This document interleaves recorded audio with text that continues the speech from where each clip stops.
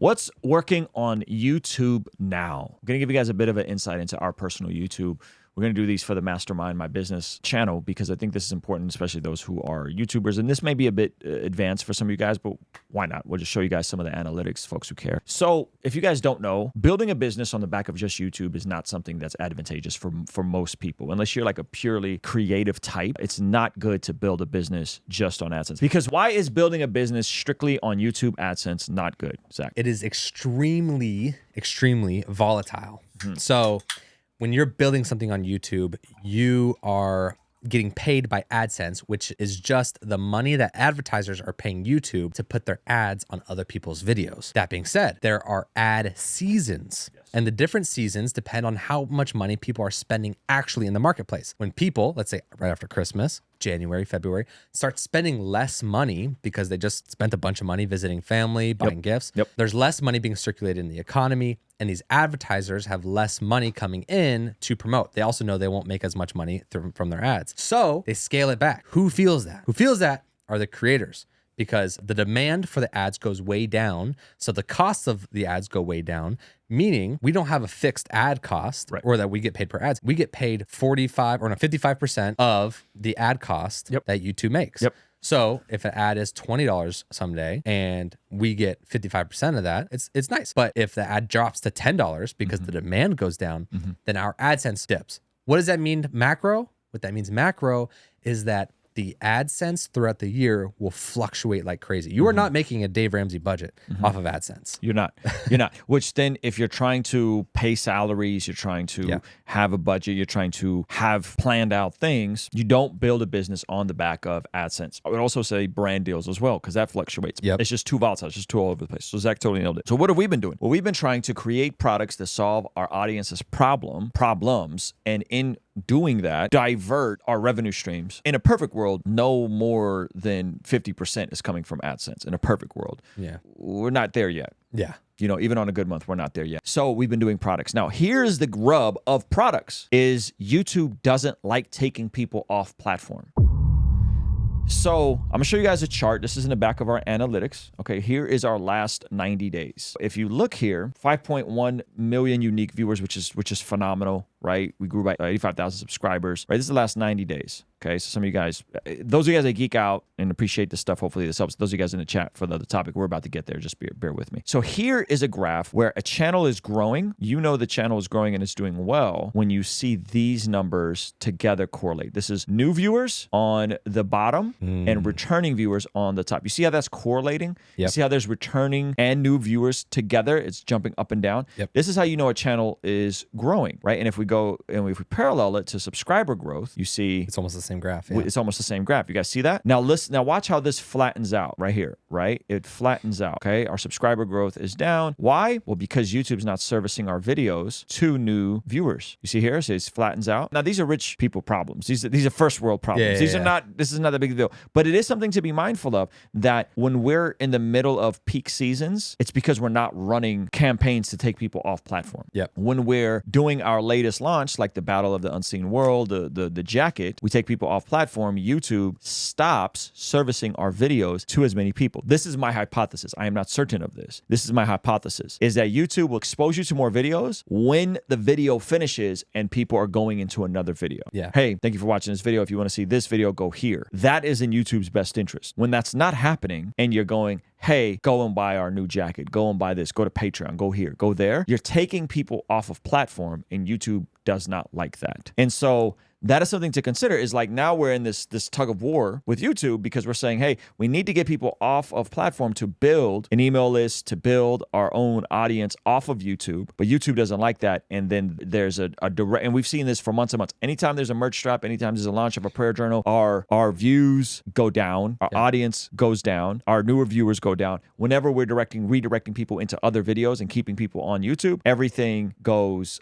up. So CP pointed out, maybe you had a bad week. Maybe we had a bad week. Fair enough. But every time we do a merch drop and we crush it in merch and people go off platforms to buy merch, we have a bad week. I think there's some causation there. Now, to CP's point, maybe I'm wrong, right? But subscriber growth goes way down. It's we've also run these a couple times where we've seen it almost consistently. Now, my question for you, that sounds like a lot of bad news. Oh man, I can't rely on monetization. But if I take people off the platform for my own business, then YouTube's not going to promote my videos. What is the good news? There's an aspiring creator. Maybe there's someone already creating. They know they need to be creating on YouTube. What is the good news as far as creating a business model on YouTube that you would recommend? Well, you have to have that tension. You have to do both. You have to do both. You have to make the main thing the main thing. So to answer Semper's point, Ruslan, do you do that if you want to watch more? Click here. Yes, we do that on like today's video because it's the last day that our thing is going to be around. Today's video goes into yesterday's video. Yeah. That is very intentional, right? But every video before that, the past 3 weeks, there's been ads and there's been ads at the front end of it, which we probably should go back and clip those out in the editor. So those get people off platform. YouTube doesn't like that. So what is the good news? The good news is if you can actually create products that people like and not do brand deals and not rely on AdSense, you can actually build a business that has both. But you have to keep the main thing, right? You have to keep the main thing, the main thing. The main thing has to remain the main thing, which is if you are selling something that can't trump the fact that you're creating and why people are there is not for the prayer journal. People aren't here for the prayer journal or the jacket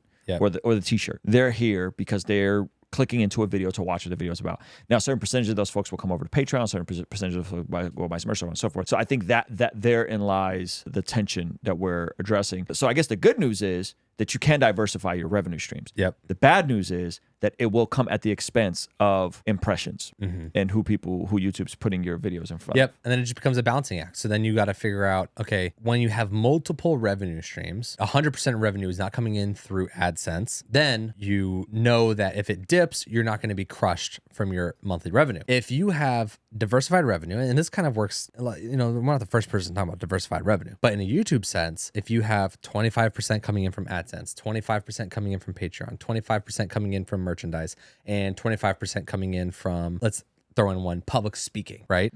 Then if one has a big dip, let's say YouTube is cut in half, that 25% just turned into a 12.5% of your revenue. It didn't turn into, oh my goodness, I just lost half of my income. You just lost 12.5% of your income. And now it's not looking as awful. That's something to be thinking about is as you grow, how are you going to diversify? I don't think you can grow a creator business nowadays without diversifying. Some people don't want to grow a creator business. They want this to be side money, or they want to live on less than they make. Let's say we'll consistently say we can live off of $60,000 a year, and I'll just, if it fluctuates to 120, then praise God. But I don't want to hire anybody. But if you plan on hiring something, growing something a little bit bigger, and having employees, then diversify. Diversify. Yeah, and shout out to Caleb. He said they're here for enjoyment. We went to the Growth Video Live Conference, and Shalene Johnson talked about keep me company content. That's super fun, by the way. The fact that some of you guys are just here and we're just kind of keeping you guys company, like you're like doing laundry and this is just kind of like on in the background. So fun. Right? Like that's super fire because I find myself watching people's content like that as well, all right? the time, And then so some videos are more produced, some videos are less produced, some videos are clips, some videos are long form podcasts. But the fact that there's folks here that are like, yo, just keep me company. Like I'm just throw this on in the background while I run my errands. Maddie said totally right now. Yeah, that's fire. That's really cool. Like that's really, really, really, really cool that there's an aspect to what we do that keeps people company, and that is super duper fun to me. So I'm here for all of it. We're trying to figure it out. I don't have all the answers as much as I have the questions. So we're trying to find that tension and that balance because at the end of the day, the paranoid dude in me has just seen far too many creators repeatedly fall off. Is that why on the Watcher video you're like, it's just like pressure on the chest? It's not pressure. Like I don't physically feel anything, but right? It's but no, it's ultimately like we want to be here 10 years from now. I'm content. Let me be straight. Let me be straightforward. I'm not trying to build the next CBN and have some sort of $1 billion valuation and go public. I'm very content. I just want to pay off my house. I want to pay off my house and I'm good. I don't need nicer clothes, a nicer car. Like I'm fairly straightforward. We make clothes. Right? We make our own clothes. But I do want to continue making impact and scaling.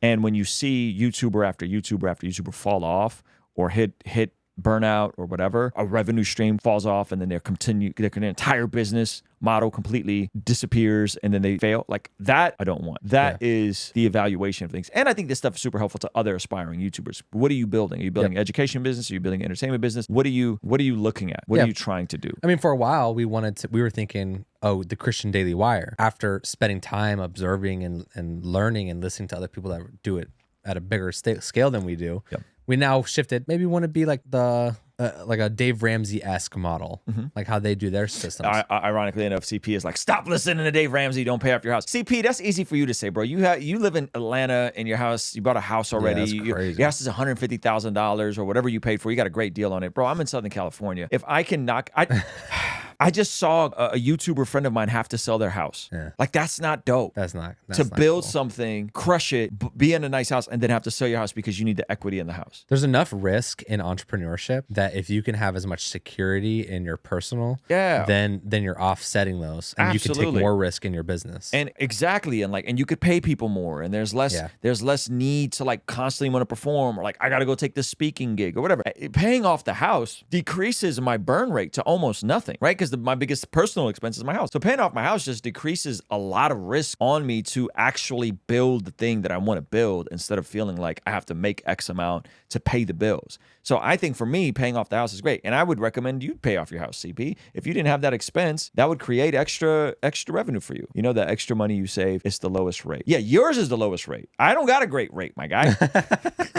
According to the Bible, that prayer is extremely important in terms of us being transformed from the inside out when we get aligned with God's will. For the Christians watching this channel, I want you guys to implement these spiritual disciplines in your day-to-day life. And the only way I've been able to do this consistently is through writing down my prayers in a prayer journal that does a few things. One, it allows me to reflect and come to God humbly and ask Him to move on my behalf. And two, it allows me to document my prayers, which ultimately help me remember the very things that I was praying for and see the hand of God tangibly in my life when He answers them. So I would urge you, consider writing down your prayers.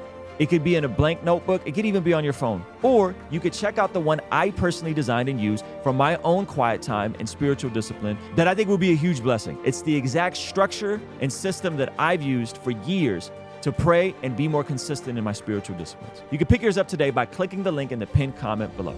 All right, I'll see you over there. Peace.